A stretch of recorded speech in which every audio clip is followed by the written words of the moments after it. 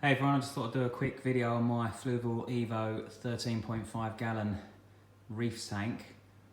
I thought I'd do this because when I first set this up back in November, there wasn't too many videos out there. There was one or two people that were doing sort of update series and things, which I found really interesting, particularly as a novice into this world of fish keeping. I've kept fish for many years, but never salt water, so this was kind of an unknown territory for me, but I always found it interesting to watch other people's videos, and so having got my tank to this stage since, as I say, November, I thought, why not? Let's post something, let's see if anyone's kind of interested in viewing it, and if you are, that's great.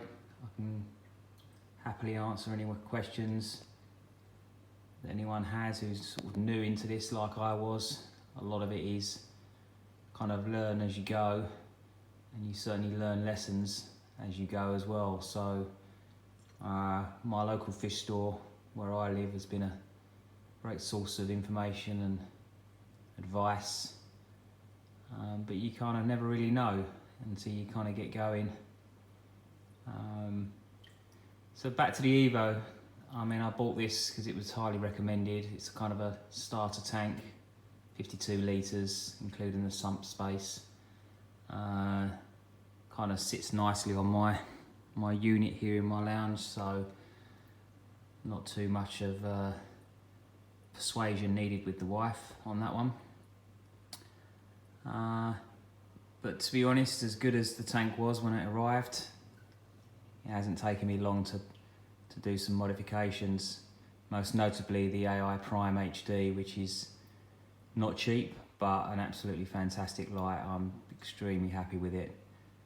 You can download presets from other people's schedules and things, or you can create your own. There's lunar settings and all sorts. It's all controllable on your iPhone or Android, so it's really straightforward. A massive difference compared to the stock light that came, which was just a mix of white and blue, or just blue.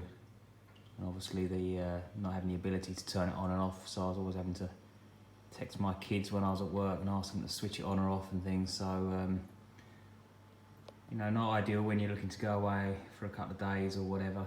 But as I say, aside from that, the light itself is just unbelievably good.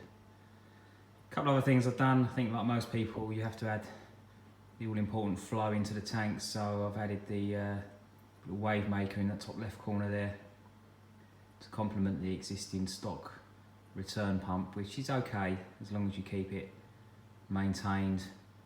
I've had it out a couple of times now and taken it apart. I've got a toothbrush in there just to keep it going, because it will slow down after 2 or 3 months. Additionally to that, I still do have the sponge that came with the tank, with the mechanical filter and the carbon, but I've added my own filtration in there, and ChemiPure Blue, a load of biomedia balls into the side. You can just about see that, and that's kind of working really well for me. Also added this auto top off, which kicked in just a second ago actually, you may have heard. And the main reason for that is, since swapping out the stock light and not having the lid means the evaporation is far higher than it ever was. So of course, having to constantly have to top up to keep the water levels where they should be, and that was almost becoming a daily occurrence. So what I have now is that auto top off, and then in here I've got my old, and this used to be the tank that was sitting on the top here with some sort of tropical fish in it. I now just keep that topped up, and that does me well for probably best part of a month. And below there is the assortment of test kits and bits and pieces that I collect and have bought over the time.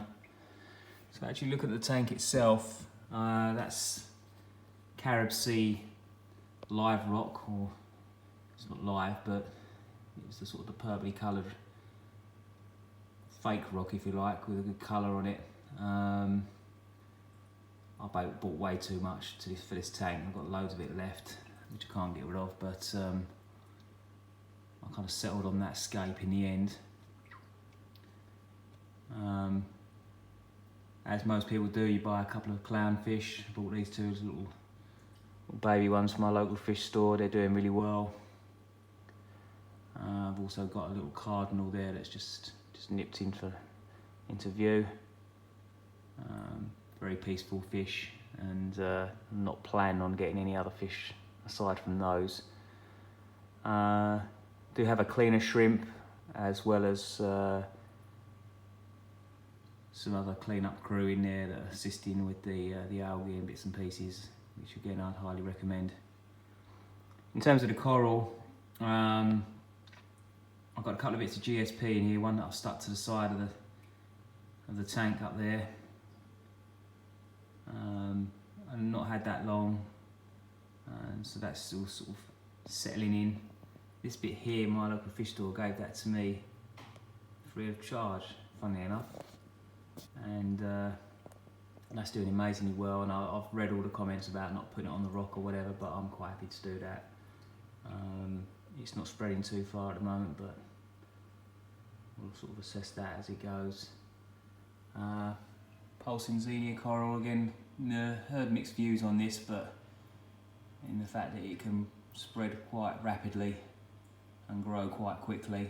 But I bought a little sort of small frag of it, and I'm happy with the look of it. And to be honest, as you can see, I'm all about the way that the corals move around with the water flow, and that's the thing that I like the most. Hence I've got the torch coral there, the frog spawn. Not so much the goniapora here.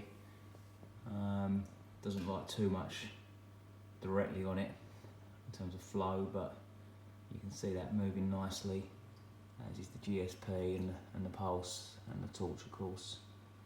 Got a little feather duster there in the sort of background. It's like a purpley colour, doesn't come out too well on here. And up here, this is a fire and ice Zoa, which again I bought as a small frag, and that's starting to grow nicely.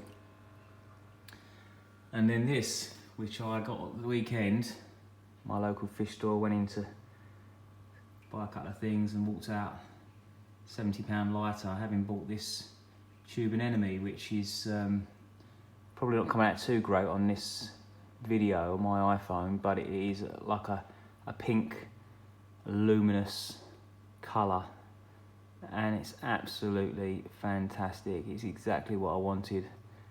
Strange things, read up all about them. They can sting other corals and fish, so I've sort of left it in its own sort of area there. I moved that fire and ice Zoa out of the way, actually, just to be on the safe side, and despite how it looks, it won't actually reach the goniapora there. But real interesting things come out, more so at night. They're nocturnal. But brilliant to watch when they're feeding. They do like mysos shrimps, and basically anything I throw in a tank, it'll stick to those tentacles and drag it into its mouth. So I'm really happy with how that's looking. And as I say,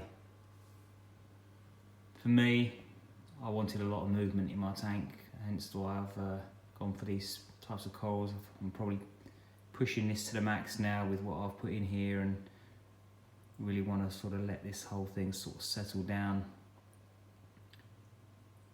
In terms of maintenance, I do a water change once a week. Obviously constantly keeping the glass and the sand nice and clean. And yeah, it's a real centerpiece in the room now, and not cheap. Not for anyone that's not wanting to put the effort in, but just goes to show if you do put the effort in, you can get the rewards, even in a sort of small tank like this. But as I say, this is just a stepping stone for me, and hopefully if anyone finds this useful, they can add a like on this. Any questions, obviously just post them down below. Happy to come back to anybody. As I say, I know what it's like having not done anything like this myself before, and you do learn as you go. I'm happy to share my experience with anyone in a similar position to me. So that's it for now.